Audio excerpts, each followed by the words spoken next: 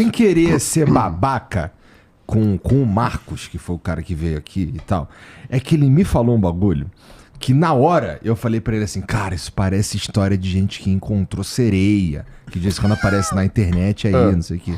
Ele me falou um bagulho, cara, que foram encontrados... Aí sim, você vai perguntar pra pessoa certa. Foram encontrados tecidos moles em dinossauro, dentro do fêmur, não sei o que e tal. É possível? Ó, só uma coisa, tá? Vou falar assim, ó. Não sei se você está vendo, Mingau. Se você está vendo. Mas olha sua responsabilidade agora na sua mão. Você termine logo este vídeo, que é o meu editor. O vídeo já gravou, já cortou, ele tá terminando de editar o meu vídeo sobre isso. Deve sair essa semana. Sobre tecidos moles em fósseis, tá? Em coisa. Então, se você que está assistindo o Flow aqui essa semana... Né, sai lá no teu canal. Você, tipo, sei lá, numa quinta-feira, talvez, ali, já deve ter alguma coisa lá no meu canal, já com uma explicação mais detalhada e tal, não sei o quê. Então, esse vídeo já tá programado. Mas o... Beijo, Mingau. Mas o que acontece... O grande problema, para responder de uma maneira rápida e rasteira aqui, o grande problema é que a forma como o Marcos falou dá a entender que cortou o osso, sangrou. Dá a entender que, tipo, nossa senhora, abriu a coisa lá. Que a carne estava podre. Não tem carne nenhuma lá. Carne nenhuma lá. Tecido mole, a gente chama isso daí em paleontologia, dos tecidos que são pouco calcificados. Né? Então, o tecido duro é osso, é concha, é exoesqueleto de artrópode, né? E o tecido mole é aquela coisa que tem muito líquido, pouco cálcio, pouca calcificação, é mole no toque, né? Então é músculo, pele, tecido conjuntivo, órgão, fígado, coração, essas coisas. Que geralmente, quando o bicho morre, é a primeira coisa que vai embora. Sim. Apodrece, o carniceiro vai lá e tira e tal, não sei o quê. Geralmente é aquilo que vai embora. Só que existem métodos que permitem a preservação do tecido mole. Isso daí é conhecido desde o século XIX, porque a gente já encontra fósseis com tecido mole preservado desde o século XIX, que tem impressão de pele, tem impressão de músculo, tem tendão, tem impressão de coisa, tem tudo aqui. Só que este material não está mole. Esse material está petrificado. Eles sofreram um processo de fossilização do mesmo jeito. Porque se eles ainda estivessem mole, quer dizer que eles estariam com muito líquido dentro. E se eles ainda estivessem com muito líquido dentro, eles teriam apodrecido. Entendeu? Porque um dos primeiros processos para você conseguir fazer uma fossilização de boa qualidade, especialmente com tecido mole, é a perda de líquido. Porque é a água que ajuda. E, de preferência, a perda de oxigênio também. Porque a maioria das bactérias decompositoras que a gente tem são aeróbicas. Então, elas usam o oxigênio para respirar. Então, se você tiver um ambiente anaeróbico, né, por isso que tem muito... por exemplo, os próprios plânctons que são usados, que fizeram o petróleo, né, fizeram o petróleo, é fundo de oceano. Eles foram preservados no fundo do oceano. O fundo do oceano, quando você está pegando uma parte realmente muito funda, quase não tem oxigênio. Então, preserva melhor. Então, você tem várias amostras de tecido mole, né, no caso, né, tecido mole quando o bicho está vivo. Que era mole quando ele estava vivo. Exato. Que foi preservado, mas está petrificado. Isso daí é conhecido há muito tempo. No American Museum você tem um hadrossaurídeo lá, extremamente bem preservado lá, que ele está mumificado. Só que ele foi mumificado e depois enterrado e depois ele foi fossilizado. Então ele passou por dois processos. Se você pega, por exemplo, nos Andes... Tem aquela menininha lá tem que um monte de múmias. Sabe? E você tem múmia espontânea. O Ozzy, lá, o Oshi, né? Que ele fala lá, que é aquele cara lá dos Alpes lá que morreu e que foi encontrado com pele, não sei o que. Aquilo lá é uma mumificação não intencional. Né? Não foi uma cerimônia que nem no Egito, tal, não sei o que. Simplesmente ele morreu no lugar em que ele pôde desidratar, a pele gruda na coisa, você desidrata e, tipo. E quando... Mas precisa de umas condições específicas. Exato, condições muito específicas. Um exemplo que dá para fazer dessas condições muito específicas é o fato de que quando tem aquela... Vira e mexe, o pessoal vai abrir a cripta ou a tumba dos São Terezinho, sei lá de onde, não sei o que tá na igreja do padre Anselmo lá no meio da Itália. Aí os caras abrem e o corpo está assim, tá cinza, né? Tá coisa, mas ele tá como se estivesse vivo, tá tudo lá, né? Fala assim, não sei o quê. Aquilo lá, você colocou ele dentro de uma caixa de pedra, né? Num lugar seco, onde não bate sol, protegido de qualquer coisa. Cara, você gerou todo o processo necessário para mumificar. Você deixa o negócio seco, a água evapora, não tem bactéria, quase não tem decompositor, né? Óbvio que vai decompor alguma coisa, mas você tira ali todo o material necessário para que esses decompositores se reproduzam muito, e aí você preserva aquilo ali. Faz a múmia. E o que acontece? Isso acontece desde sempre. Desde que existe vida, você tem um processo de mumificação.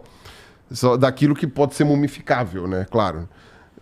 No caso de alguns fósseis, você tem uma mumificação, posterior soterramento e uma fossilização da múmia. Entendeu? Então você pega a múmia do Egito, está mumificada. Se você enterra ela e ela faz um processo de fossilização, você tem um fóssil de uma múmia. Então você tem um fóssil que preservou o tecido mole. Não existe chance de pegar esse osso, por exemplo. Tem um pedaço de carne preso nele, né? Você parte esse osso e fede a podre. Não. Agora, o que acontece? O Marcos não inventou isso daí. A pesquisadora que fez essa descoberta, né, desse material, o que ela descobriu? Ela descobriu que dentro do osso do T-Rex, especificamente, ele foi cortado, foi retirada uma amostra que estava em estado sólido e duro, né, petrificado, não era uma carninha lá dentro, tipo um mocotó. Não, você pega, ela tirou aquele pedaço de osso lá interno, passou por um processo de desmineralização, ou seja, passou por alguns procedimentos químicos. Foi preparar a amostra, cara. Isso que é muito importante. Lembra que eu falei pro Rodrigo aqui? A amostra, cara, ela tem que ser preparada. E nesse processo, continue. Não, eles fizeram de propósito. Eles removeram os minerais duros para ver se tinha alguma outra coisa lá, porque a preservação estava muito boa. Tá. E aí eles encontraram, tirando todo o processo mineralógico, eles perceberam que estavam ali, né, as paredes de alguns vasos sanguíneos. Então realmente é uma coisa muito bem preservada. Você fala, olha, preservou o negócio mole. Não, você acabou de tirar a rocha. Ou preservou sangue, que o pessoal fala. Não. Você tirou, a rocha estava lá, você tirou, o que sobrou foi isso. E aí, quando eles pegaram aquilo ali, viram que tinham algumas moléculas orgânicas, com destaque para o colágeno. Uhum. E essas moléculas orgânicas que estavam lá, elas, assim, foi uma surpresa que elas ainda estivessem ali. Foi uma surpresa. Ninguém achava que realmente aquilo lá pudesse ser preservado daquela forma, né? Não tem nada para feder aí. Não tem como feder uma coisa dessas. Depois foi descoberto vários mecanismos, né? Quer dizer, esses mecanismos já existem. As pessoas só não tinham prestado atenção neles. Mecanismos que podem plenamente explicar a maneira como aquilo lá pode se preservar. Não tinha nada que dizia que aquilo lá não podia se preservar. A gente só não sabia, né? De novo, depois que aconteceu, a gente sabe, né? Agora vamos descobrir como que aconteceu. Chegou, né? Porque, afinal de contas, a gente está descrevendo o mundo. Agora, o que acontece? O lance do cheiro foi porque a pesquisadora falou que os fósseis tinham um cheiro peculiar, que parecia cheiro de bicho podre. Ela foi perguntar para o orientador dela na época, que era o Jack Horner, e falou, olha, eu estou sentindo um cheiro esquisito quando eu preparo esse material. Aí o Jack falou assim, normal, todos os fósseis de Hell Creek têm esse cheiro. Hell Creek é a formação lá em Montana onde acharam o fóssil, né? E tem, realmente, é uma formação gigantesca, com bicho pra cacete. Aí falou assim, todos eles têm aquele cheiro. Aí eu vou fazer uma pergunta para você. Vamos fazer o pensamento lógico. Todos os fósseis de Hell Creek têm um cheiro esquisito. Alguns fósseis de Hell Creek, particularmente, eles fizeram uma avaliação em vários, né? Mas acho que só 2 tinham alguma coisa lá. Um pouco mais, não lembro agora. Alguns fósseis de Hell Creek têm um material com moléculas orgânicas preservadas muito particulares. O que está gerando o fedor? É porque está muito bem preservado esse material? Sei lá, porra. Tu que é o paleontólogo. Não, eu tô falando assim... Não, mas é que... A parte da lógica... Ser, né? A parte da lógica é o seguinte. Se o material orgânico que tá lá, que são moléculas, não é um toicinho. Entendi. Né? São moléculas. Entendi. Se esse material orgânico dessas moléculas é o que tá fedendo, e só alguns fósseis da formação têm esse material preservado, então não como é que isso que todos estão cheirando? É. Todos. Aqueles que não tem nada preservado dentro também estão cheirando. Ou seja... Eu nem preciso saber o motivo de estar cheirando. Eu já sei que não é porque é carne podre. Entendi, isso. O fóssil cheira esquisito. Isso nunca foi publicado oficialmente. Então a gente não tem um estudo. A mulher falou do fóssil, do cheiro, e comentou o lance do Jack Horner. O Jack Horner nunca confirmou e não foi uma coisa publicada. Mas eu vou confiar nela, porque é uma pesquisadora muito séria. Não deve ter inventado isso. Cara, pode ter sido qualquer coisa. Por exemplo, qualquer coisa que tem enxofre, fede. Tudo tem enxofre e fede. E tem um monte de formações que podem ter enxofre. Então, tipo, é aquela coisa.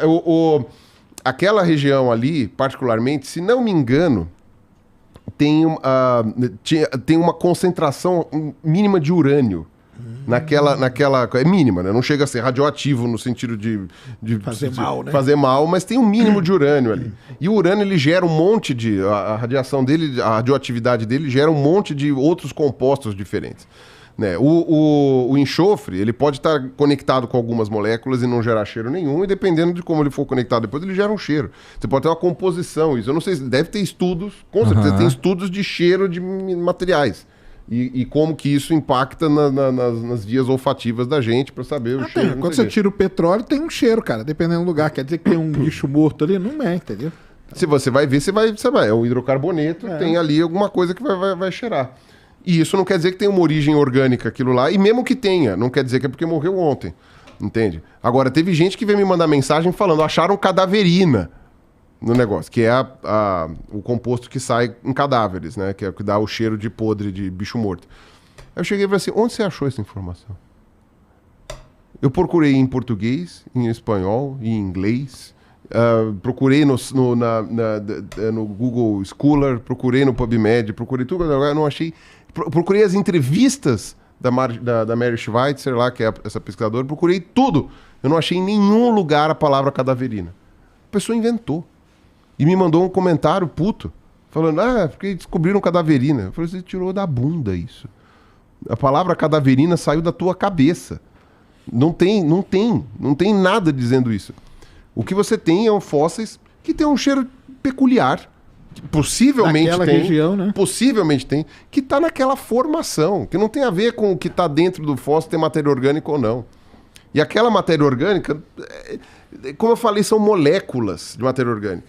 E que você só consegue ver que são moléculas depois que você faz o processo de desmineralização. Você tira a parte de rocha e fica com aquilo que sobrou e você fala, olha, até que sobrou bastante coisa. Basicamente foi ver se tinha e acabou achando essas moléculas. Alguma coisa, exatamente. Eles viram que estava muito bem preservado, né? Falaram, vamos ver até onde que vai, né? Exato, e não é qualquer molécula.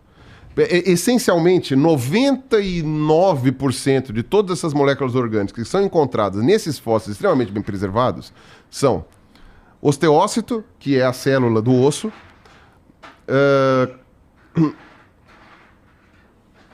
colágeno tipo 1 e parede de vaso sanguíneo.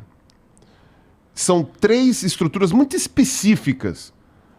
Muito específicas. E aí o que o pessoal fez? Ele falou, por que não preserva, sei lá, glóbulo branco? Por que não preserva, sei lá, miofibrila? Por que só colágeno, parede de vaso sanguíneo e osteócito? Por quê? Aí os caras foram atrás para ver o que tem de específico nesses 3 elementos, para deixar vestígio. Que deixa vestígio mais facilmente do que nos outros. E mais facilmente são poucos fósseis, entendeu? O pessoal veio falar, acho que alguma coisa tipo assim, tem 100 amostras com isso. E falaram, é muita coisa. Eu falei, gente, 100 amostras? 100 amostras, dependendo do museu, é uma gaveta. É uma gaveta, não é porra nenhuma 100 amostras. Tudo quer dizer... significa alguma coisa, mas como N amostral não é nada. E por que tem essa preservação? E aí tem essas explicações todas, vai estar no meu vídeo, porque aí entra numa parte que até nem lembro tudo. Mas, por exemplo, o colágeno não é qualquer colágeno, é só o colágeno tipo 1. É o que está colado na parede do osso. Então não é o colágeno que está ali mais para o meio, é o que está colado. Tem uma questão de como que aquela fibra pode ter sido preservada, inclusive da ação de decompositores, porque está muito para dentro do osso. O vaso sanguíneo, a parede do vaso possui um determinado tipo de conformação. Inclusive eu acho que não é nem artéria e veia, eu acho que é só artéria. Não, acho que é só veia, não é artéria. Tem alguma coisa assim. O osteócito tem também uns elementinhos ali químicos que fazem com que ele possa ser preservado. E de longe o colágeno é o melhor, é o que mais aparece. Porque ele tem efetivamente uma rigidez maior e uma possibilidade maior.